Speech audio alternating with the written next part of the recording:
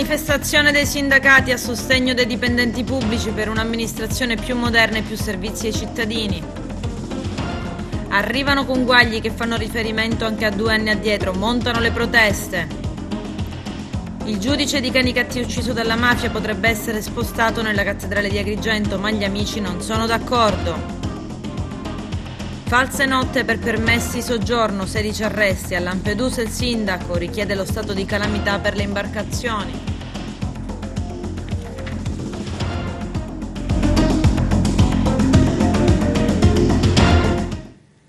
Bentrovati gentili telespettatori al nostro appuntamento con l'informazione. In apertura parliamo del sit-in organizzato in prefettura dai sindacati per una pubblica amministrazione più moderna che si traduce in più servizi per i cittadini.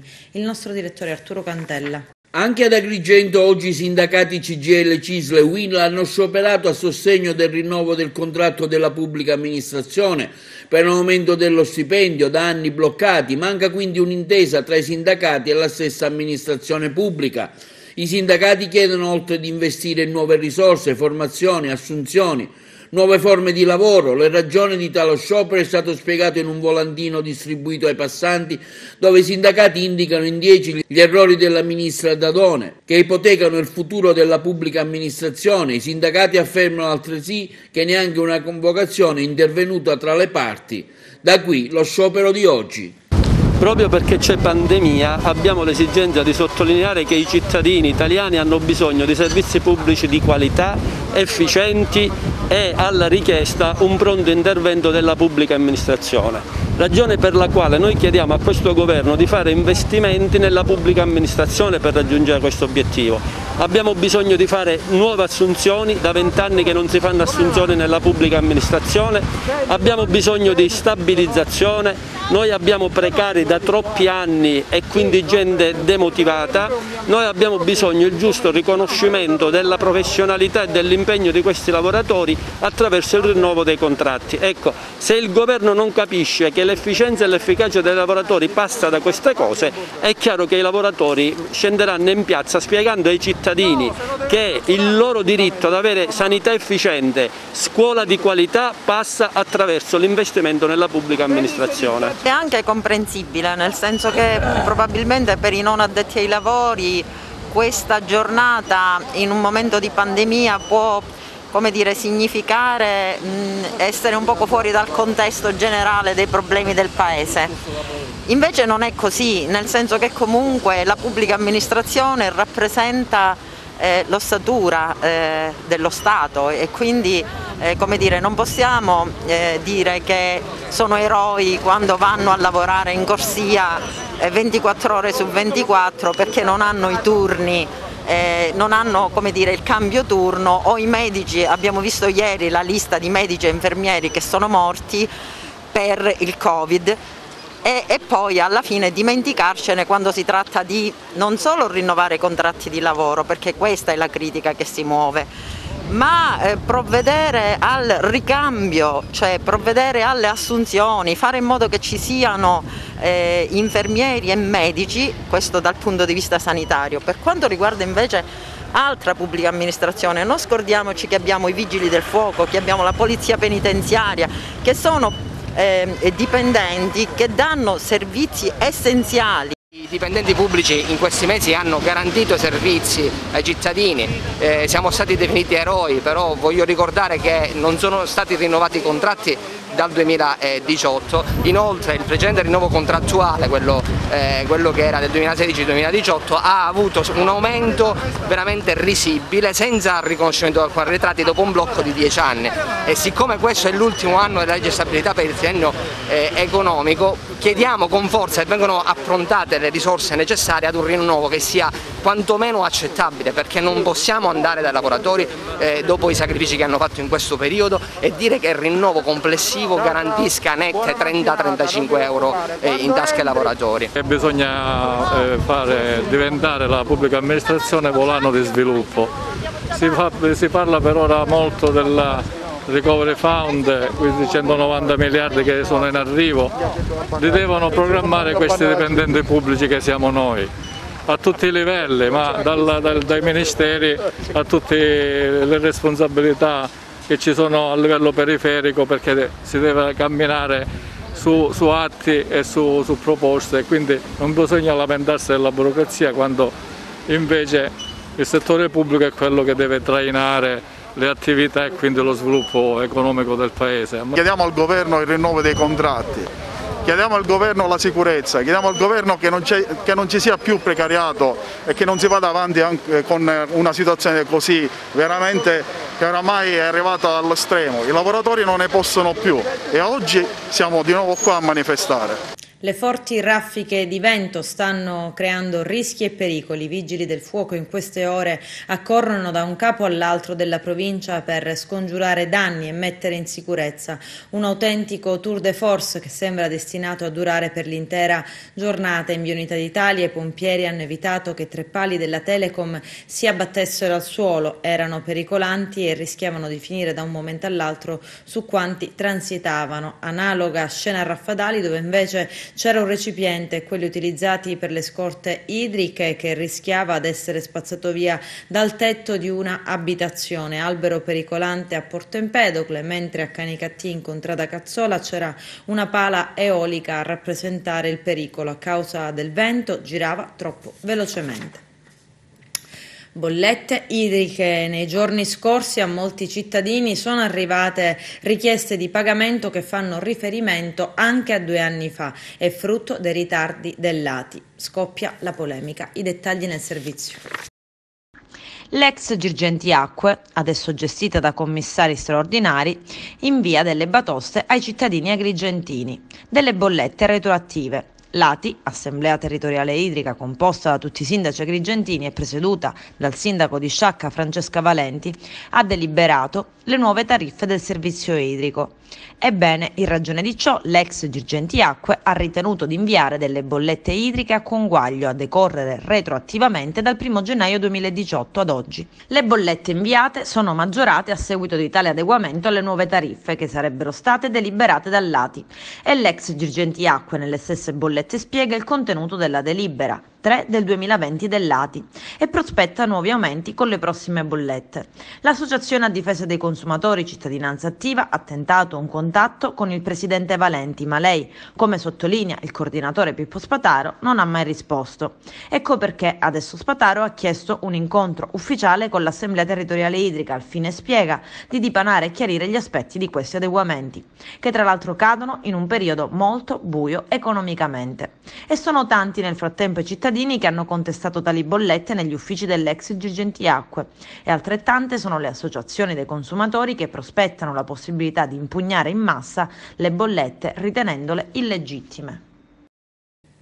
Un minorenne di Canicattì avrebbe subito abusi sessuali da parte del padre. Dopo alcune indagini, i carabinieri della compagnia di Canicattì hanno dato esecuzione a un'ordinanza di custodia cautelare in carcere emessa dal GIP del Tribunale di Agrigento Alessandra Vella a carico di un bracciante agricolo 50enne canicattinese. A chiedere il provvedimento cautelare il pubblico ministero Gloria Andreoli. Dopo le formalità di rito, l'uomo è stato rinchiuso nella casa circondariale di Contrada Petrusa. Tutto è scaturito quando la ragazzina decide di confidare ad un'amichetta le presunte violenze da parte del genitore. Da lì a poco è scattata la segnalazione all'autorità giudiziaria.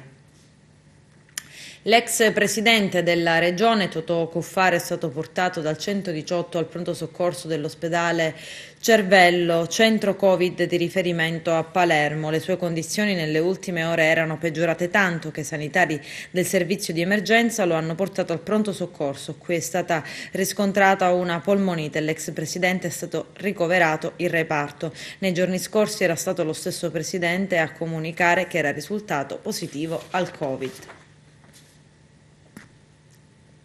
Avevano organizzato una giocata a carte in casa tra musica, alcolici e senza mascherine né tantomeno osservando il benché minimo distanziamento sociale. Ad Alcamo 15 giovani, tutti fra i 19 e i 22 anni, sono stati sorpresi e multati dai carabinieri durante una festa organizzata nell'abitazione privata di uno dei presenti. Dopo essere stati identificati, i ragazzi sono stati multati per la violazione delle norme anti-Covid in vigore per un totale di 6.000 euro. 16 persone indagate di favoreggiamento dell'immigrazione clandestina avrebbero organizzato matrimoni finti tra cittadini italiani e stranieri. C'è il servizio.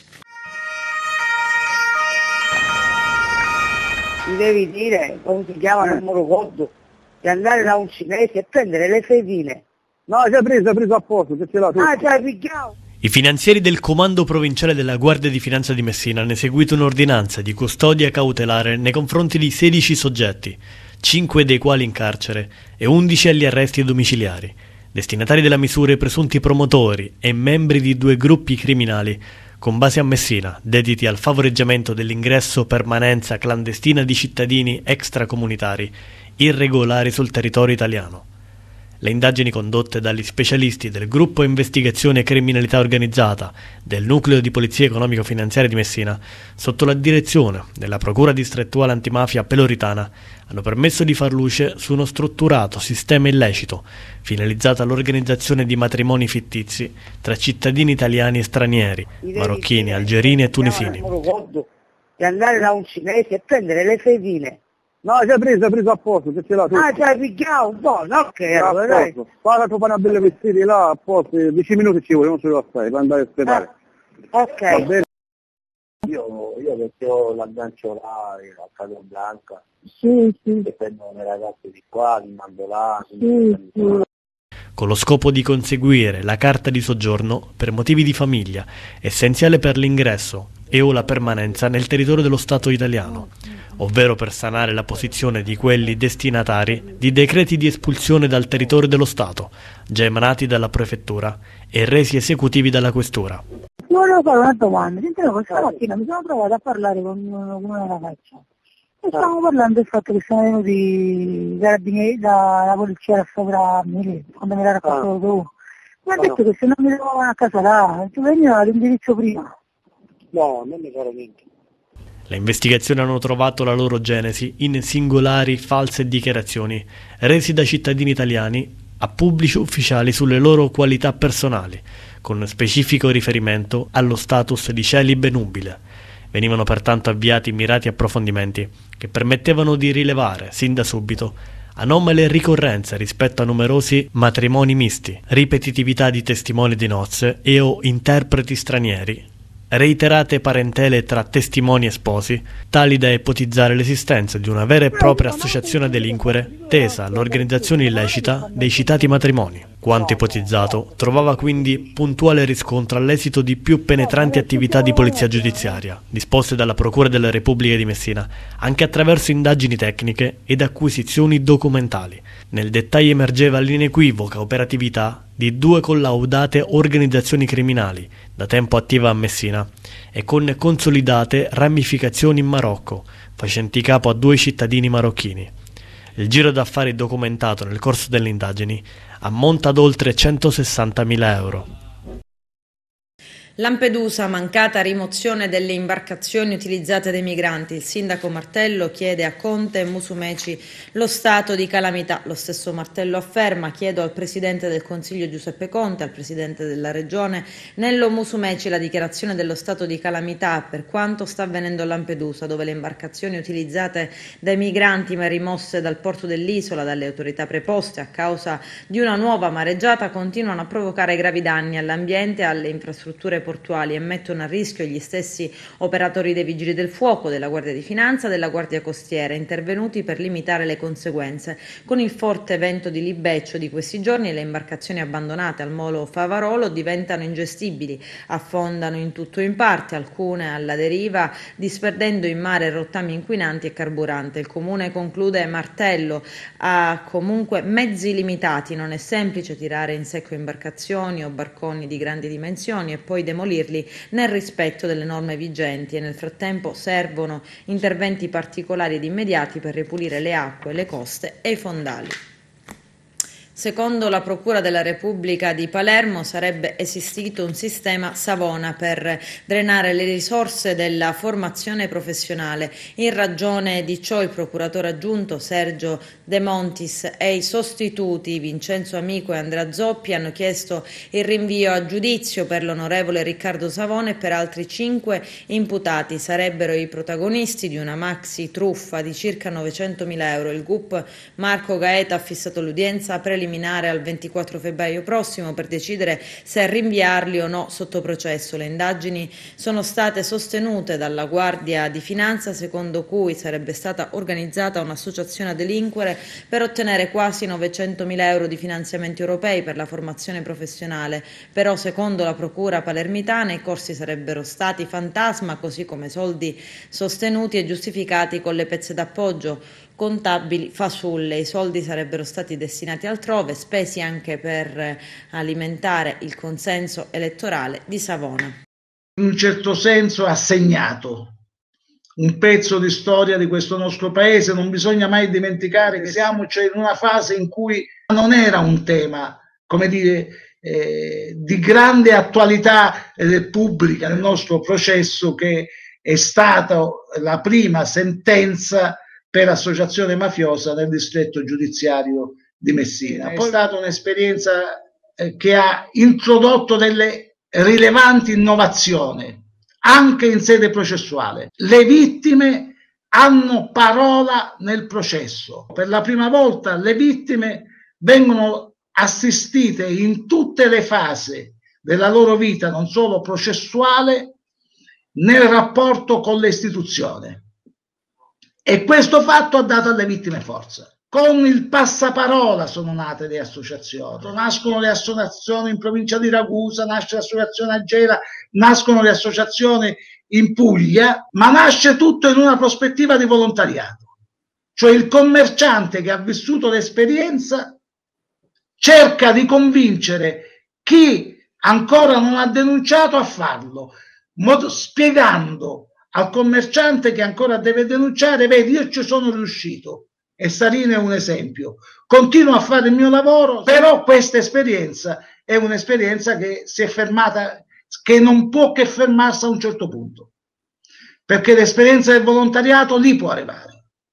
Ciò che manca, è mancato in questi 30 anni, ciò che continua a mancare è il salto di qualità. E il salto di qualità non appartiene alle associazioni antiracchete, il salto di qualità appartiene alle grandi associazioni di categoria. Questa battaglia, se non la fanno loro, resta confinata nell'ambito di battaglie di avanguardia, quali sono quelle che noi in questi 30 anni abbiamo condotto. Questo, tutto qua è il punto. Da diversi giorni sono spenti i semafori ubicati all'incrocio tra la statale 115 e Contrada Cavalleri Magazzeni. Sulla vicenda il consigliere comunale Mario Fontana ha presentato un'interrogazione consiliare a risposta scritta, con la quale nello specifico chiede chiarimenti in merito al mancato funzionamento. L'inattività dell'impianto, scrive l'interrogante, crea forti disagi agli automobilisti, quali rischiano di andare incontro ad incidenti anche gravi a causa delle elevate velocità di circolazione, in quanto trattasi di incrocio soggetto ad elevato traffico. Mi auguro, conclude Fontana, che in tempi rapidi tale impianto possa essere riattivato, così da garantire la sicurezza degli automobilisti e anche certamente una circolazione fluida ed ordinata. Fondi europei aggiuntivi per la Sicilia. Il servizio di Lello Casesa. Sono 5 gli assi di importanti investimenti tra il 2021 e il 2027 che arriveranno in Sicilia a seguito dell'accordo tra il governo Conte ed il ministro per il Sud Giuseppe Provenzano ed il governatore Nello Musumeci. Si tratta di oltre 1 miliardo di spesa europea che ha già ottenuto tutti via libera da parte dei rispettivi dipartimenti. Saranno fondi destinati al sostegno ai lavoratori e alle imprese, agli investimenti sull'istruzione, alla spesa sociale dall'acquisto di apparecchiature e materiali sanitari. Si tratta di fondi aggiuntivi che non tolgono denaro dai programmi europei, sono fondi cioè di rendicontazione sulle spese emergenziali anticipate dalla Regione Sicilia. Circa $0,5 miliardi servirà per agevolare le imprese e i lavoratori garantendo loro prestiti a fondo perduto o a tassi agevolati, liquidità ma anche sovvenzioni di indennizzi. Altri 270 milioni sono destinati all'acquisto di apparecchiature e materiali sanitari, per la realizzazione di aree sanitarie temporanee e per il rafforzamento di reti e presidi territoriali. 160 milioni potranno essere utilizzati per i lavoratori stagionali, settore privato e sviluppo del lavoro agile ed altri ancora. 60 milioni saranno utilizzati per il superamento del divario digitale a scuola, l'acquisto cioè di tablet, software ed altri beni informatici per il sistema dell'istruzione e della formazione. Infine un ultimo stanziamento destinato agli aiuti alimentari per i comuni di dimensione medio-piccoli e il sostegno alle persone in condizioni di fragilità o alle fasce a rischio, effettuato peraltro coinvolgendo il mondo del volontariato. Gli ex compagni del giudice Livatino scrivono al cardinale di Agrigento: non spostate la salma. Vediamo. Un gruppo di cittadini ed estimatori del giudice Rosario Livatino ha inviato una lettera al cardinal Francesco Montenegro, arcivescovo di Agrigento, chiedendo rassicurazioni in merito alla possibilità che le spoglie del magistrato ucciso dalla mafia vengano traslate fuori dalla sua città natale e di residenza. Il gruppo, formato da ex compagni di scuola, concittadini ed amici del magistrato ucciso il 21 settembre 1990 alle porte di Agrigento, ha saputo da fonti vicine ed interne alla curia dell'ipotesi, che sarebbe in fase avanzata, di traslare forse in cattedrale la salma di Rosario Livatino, il cui processo di beatificazione approdato a Roma nel 2018 sarebbe alle battute finali.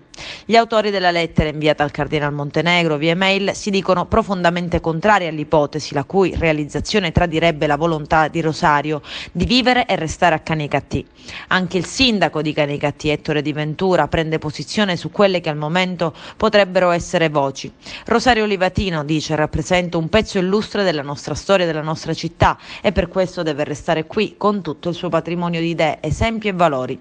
Piuttosto, conclude il primo cittadino, cercheremo di impegnarci per far sì che la testimonianza sia quotidiana.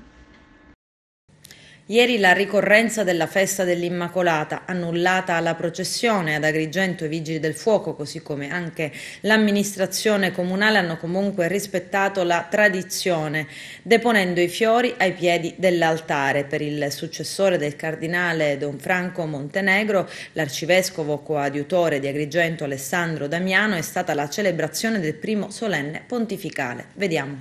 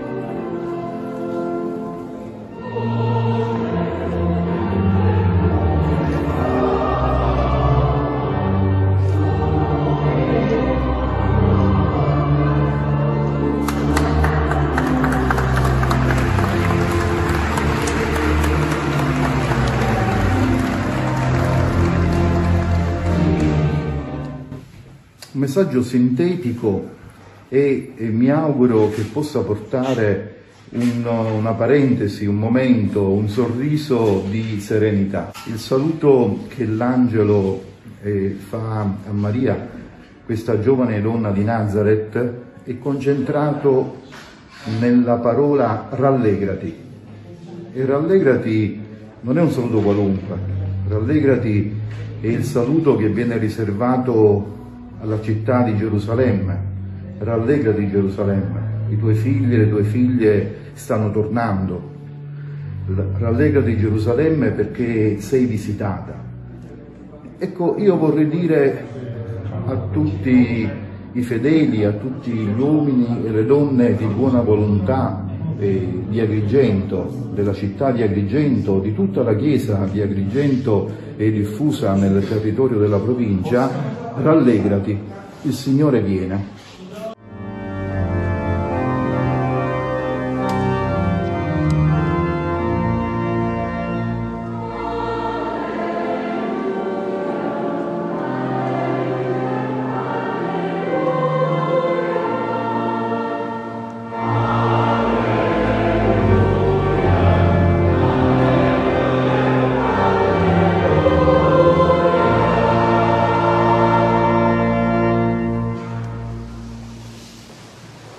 L'associazione ambientalista di Agrigento Mare Amico segnala che da diverso tempo giace sulla battigia del Viale delle Dune a San Leone il chiosco dell'ex Baraonda. Il coordinatore Claudio Lombardo aggiunge: dal giorno del sequestro risulta abbandonato a se stesso ed il mare, il vento e i saccheggiatori lo hanno praticamente distrutto, e ciò nonostante da mesi la Procura di Agrigento abbia assegnato al demanio il compito di abbatterlo. Dopo l'ultima mareggiata, parte di esso è andata a finire in mare con evidenti pericoli per la navigazione e per l'ambiente. È incredibile che Agrigento, per colpa della burocrazia, debba sopportare sempre queste gravi situazioni che danneggiano la sua immagine turistica, paesaggistica ed ambientale. Il sindaco di Porto Empedocle Ida Carmina ha revocato la nomina ad assessore di Calogero Conigliaro. Al suo posto subentra il pentastellato Salvatore Di Dio, impiegato INPS di 52 anni, aderente al meetup del Movimento 5 Stelle di Porto Empedocle. Il sindaco ha scelto di revocare l'incarico a Conigliaro e di affidarlo a Di Dio al fine di rendere la giunta comunale aderente alla nuova prospettiva politica, pur dando atto e riconoscendo allo stesso la competenza e la professionalità, si legge nella determina. Calogero Conigliaro commenta così il suo anno da assessore. È stata un'esperienza importante della mia vita, con l'arrivo dei libri Sellerio, di tutti i testi di Andrea Camilleri alla biblioteca comunale e a quelle delle nostre scuole. L'essere riusciti anche a ottenere la concessione della Torre Carlo V dal demanio marittimo è stato un bel traguardo. Torno quindi, prosegue Conigliaro, alla società civile serenamente, perché penso che fare l'assessore sia un impegno importante ma non un'attività professionale. Ad oggi io, dopo un impegno tecnico, sono fuori da qualsiasi impegno politico, conclude Conigliaro. Il ponte sullo Stretto escluso dal recovery plan. I dettagli con Lello Casesa. Sembra una telenovela, ma non lo è affatto. Il maestoso progetto di costruzione del ponte sullo Stretto di Messina, da decenni decantato da tutti i partiti politici, è ancora una volta scomparso dalla bozza approvata questa notte dal Consiglio dei Ministri del governo Conte. Una lunghissima notte di tensione all'interno della maggioranza giallorossa, anche e soprattutto per le questioni sull'utilizzo dei fondi del Recovery Plan, che alla fine ha sancito l'esclusione del ponte. Il ponte sullo Stretto, infatti, non è inserito tra i progetti finanziabili, nonostante da diversi mesi i massimi rappresentanti del governo giallorosso lo abbiano rilanciato e ripetuto ad ogni inaugurazione avvenuta in Sicilia. Qualche settimana addietro abbiamo inviato una relazione ed un elenco dettagliato sulle più importanti opere pubbliche da realizzare, considerate strategiche dal governo Musumeci, una corposa relazione con importanti progetti inviata a Roma per l'approvazione e l'inserimento dentro il fondo europeo. L'estromissione del ponte rappresenta il più grave fra gli schiaffi inferti dal governo Conte ai sogni ed alle necessità della Sicilia e dell'intero Mezzogiorno d'Italia. Lo dichiara Marco Falcone, assessore alle infrastrutture della regione siciliana, commentando le bozze del Recovery Plan circolate in vista dell'approvazione da parte del Consiglio dei Ministri. Dobbiamo prendere atto della realtà. La Sicilia e il Sud saranno esclusi da una svolta di tale portata grazie ad una precisa scelta politica del governo Conte. Pesante anche l'attacco del rappresentante della Lega in Sicilia, con Stefano Candiani, che dichiara: ieri in Consiglio dei Ministri è stata discussa la bozza del cosiddetto Piano Nazionale di Ripresa e Resilienza, un testo di 125 pagine dove non compare neanche per caso il ponte sullo Stretto. Una scelta che non condividiamo assolutamente, ma che fa pensare anche sul reale peso politico di alcuni illustri esponenti della maggioranza giallorossa che da quest'estate si sono ripetutamente esposti sul tema del collegamento sullo Stretto. Adesso c'è la pubblicità, a tra poco vi aspetto. A Palma di Montechiaro si inaugurano le statue del fondatore della città e dell'autore del Gattopardo, il servizio del nostro direttore Arturo Cantella. Nella giornata di ieri 8 dicembre, in cui si è celebrata la festa dell'Immacolata, l'amministrazione di Palma di Montechiaro, rappresentata dal suo primo cittadino Stefano Castellino, ha celebrato un importante evento di impatto storico. Sono state infatti poste in opera le prime 2 statue che la città di Palma di Montechiaro abbia mai avuto, un momento denominato il primo e l'ultimo dei Tommasi. Le 2 statue rigorosamente di marmo bianco di Carrara sono state poste all'interno della piazza Giulio Tommasi, raffiguranti lo stesso duca, fondatore di Palma di Montechiaro, e lo scrittore Giuseppe Tomasi, autore del celebre romanzo Il Gattopardo. Le opere sono state realizzate dall'artista Vincenzo Greco. Oggi inauguriamo 2 statue, una dedicata a Giuseppe Tomasi di Lampedusa, lo scrittore del Gattopardo, ultimo dei Gattopardi, e la statua a Don Giulio Tomasi, il fondatore della nostra città, il primo dei Gattopardi. Tutte e 2 si guardano in questo meraviglioso scenario che è la piazza Giulio Tomasi, alle pendici della scalinata della Chiesa Madre. Questa piazza che 4 anni or sono era ancora una villa comunale, all'epoca simbolo di degrado, oggi è il simbolo di una rinascita di una comunità. Vedo qui l'artista Vincenzo Greco che ha realizzato queste magnifiche opere. Queste magnifiche opere si innestano in questo processo rigenerativo che ha il suo vademecum, il suo libro mastro, la guida nel dossier di candidatura che abbiamo fatto per Palma Capitale, che si chiama Io sono Palma, e quel dossier, al di là dell'esito della candidatura stessa, andrà avanti, e questo è il primo passo della concretizzazione di quel dossier scritto, e non avrò mai modo di ringraziarli a sufficienza, dai miei collaboratori del gruppo di lavoro Angela Rinollo, Marilena Vaccaro, Alfonso Di Vincenzo e Giuseppe Todaro, che hanno partorito questa idea meravigliosa. Al contempo un ringraziamento va alla mia giunta e al Consiglio Comunale tutto, e in particolare alla mia maggioranza, per la serenità che mi consentono nell'operare e nel lavorare, che ci consente non solo di realizzare e inaugurare diversi cantieri. Financo ieri abbiamo consegnato i lavori della scuola Guazelli Livatino, che inizieranno a brevissimo, ma ci consentono questo percorso rigenerativo indispensabile e fondamentale per la nostra città. Vorrei ringraziare veramente di cuore l'artista Vincenzo Greco. Per noi accogliere queste opere d'arte che lui ha realizzato con moltissima fatica, e dove ha difatti elaborato il personaggio, per noi è un privilegio poterlo ospitare nella nostra comunità, e colgo l'occasione per annunciare che il Comune ha già commissionato una nuova opera d'arte che sarà dedicata al primo arciprete della nostra città, al grande scienziato, fine astronomo e fine astrologo Giovan Battista Odierna. Sono qua in veste di artista perché ho realizzato l'opera grazie al sindaco che mi ha dato questo grande privilegio di poter creare un'opera assolutamente unica in marmo di Carrara, un marmo pregiatissimo, ci tengo a dirlo perché è stata una trattativa difficilissima. Oggi acquistare un marmo nelle cave di Carrara è qualcosa di difficilissimo. Abbiamo fatto i raggi X e è uscito un capolavoro, già la stessa pietra di per sé è già arte. Dopodiché vedrete l'opera che siamo riusciti, grazie al sindaco, a realizzare. Non sarà un Natale normale a causa del Covid-19, ma qualcosa, seppur in pieno rispetto delle ristrettezze varate dal governo per contenere i contagi, si muove. A Villa Bonfiglia d'Agrigento è quasi tutto pronto per l'inaugurazione di una pista di pattinaggio sul ghiaccio in pieno stile natalizio. L'iniziativa nasce da un imprenditore privato ed in collaborazione con il municipio. Parco di Selinunte, un giardino della memoria per le ceneri degli archeologi Tusa. Vediamo.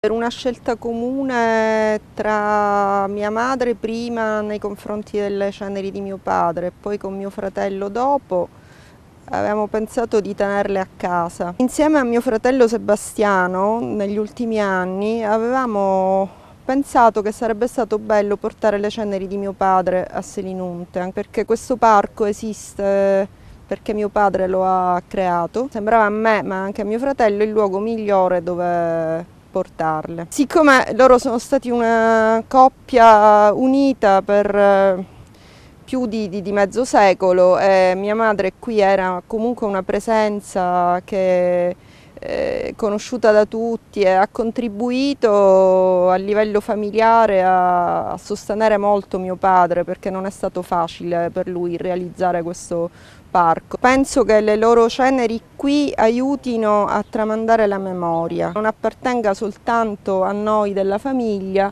ma sia un bene comune, così come lo è il parco. Questo spazio è uno spazio che è la parte finale di una progettazione che riguarda questo giardino che l'abbiamo denominato della memoria, dedicato appunto a lui, a Vincenzo Tusa, ma anche ad Aldina Cutroni, numismatica, un'archeologa e compagna di Vincenzo. Preservare questo parco che altrimenti avrebbe potuto essere preda di tanti abusivisti. Vincenzo Tusa è stato insignito della cittadinanza onoraria di Castelvetrano, per un momento di orgoglio averlo qui, averlo nel nostro territorio, in questo, come dicevo prima, rapporto eterno tra la città, questo territorio e Vincenzo Tusa.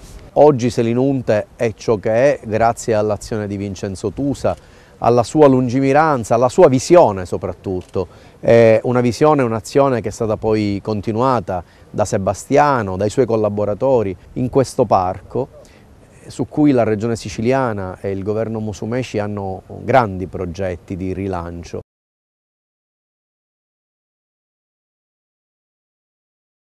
Da un'originale collaborazione tra medici e musicisti nasce il brano scritto da Carmelo Sgarito, si intitola Quel giorno e fa riferimento al giorno in cui il terremoto biologico universale sarà cessato e le mascherine saranno soltanto un lontano ricordo. La musica è di Giancarlo Scarnà, gli arrangiamenti sono di Lorenzo Puma e Peppe Corsale, la voce di Lillo Puccio, mentre la regia del video è curata da Giuseppe Bennica, vice sindaco di Favara.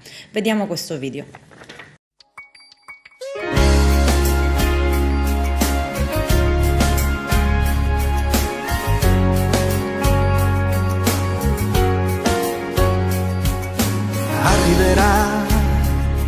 Arriverà quel giorno in cui cadranno maschere di plastica o cotone.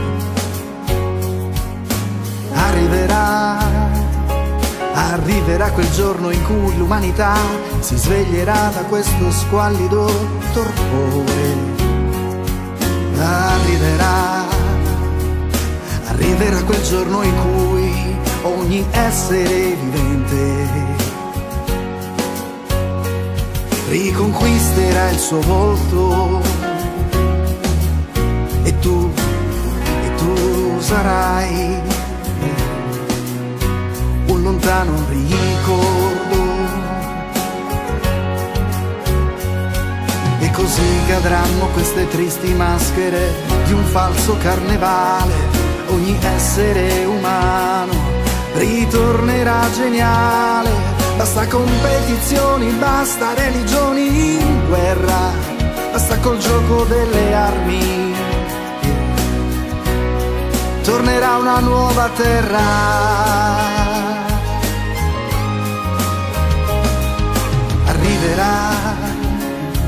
Arriverà quel giorno in cui sentiremo i cori nello stadio.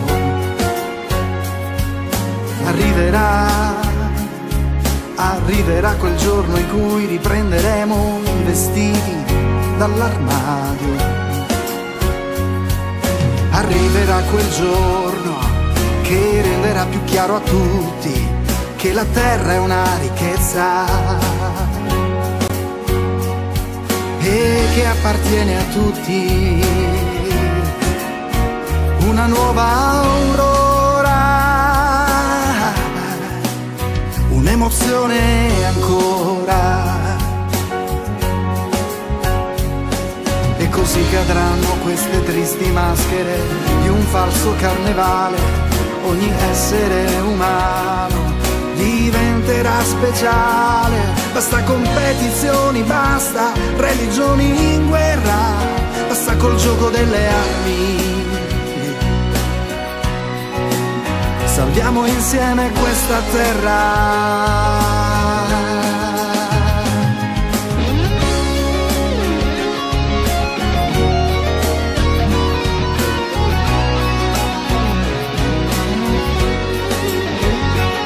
Basta competizioni, basta religioni in guerra, basta col gioco delle armi. Salviamo insieme questa terra. Ritornerà la luce.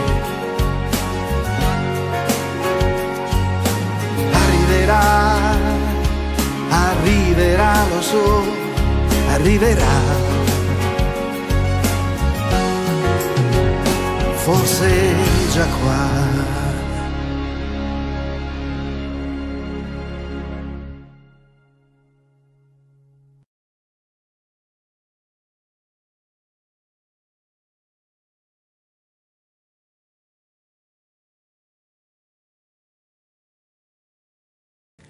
Con questo è tutto, termina qui l'edizione del telegiornale. Grazie per la gentile attenzione e per essere stati con noi. A presto.